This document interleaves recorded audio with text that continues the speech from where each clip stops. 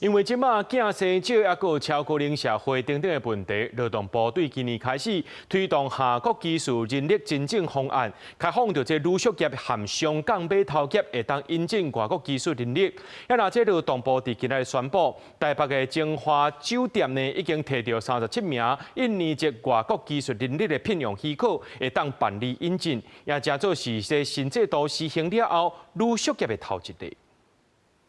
防務人員佇咧換枕頭籠、床單、拼房間，新冠疫情過了後，台灣旅宿業的帶客人次抑個帶房率慢慢回升到疫情之前的水準。不過，基層的防務人力也是無夠，為了要解決欠工的問題，台北精華酒店甲勞動部申請引入外國技術人力，13提到第一批37位印尼籍外國技術人力的聘僱許可。這一批從印尼來的學生，他們是來自巴厘島，那他們其實之前也曾經在我們飯店工作過，那當時的身份是實習生，那現在也畢業了，那他們也有想要繼續在海外工作的意願，透過這個機制就把他們再請回台灣來。因為將資本化，抑個超高齡社會，各行業攏拄着欠人的問題，勞動部自今年開始推出跨國技術人力認證方案。開放旅宿業加上港碼頭業引入外國技術人力，為了要兼顧本國勞工的就業環境，頭家只要加一位本國的勞工加薪水至少2000，就能按照伊畢業的比例摕到海外技術人力聘僱名額。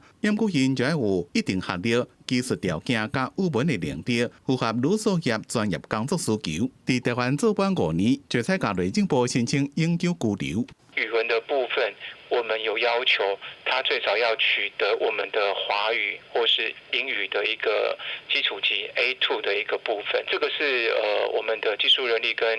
移工最大的不同。勞動部講，即馬已經建立印尼加泰國的外國技術人力引入管道，甲越南要初步的共識。另外，台灣甲菲律賓的合作備忘錄 MOU 簽署也已經有共識，進度也攏有掌握。除了台北精華酒店以外，到8月中已經有超過50間旅宿業者申請辦理國內求職的程序，需求人數超過500人。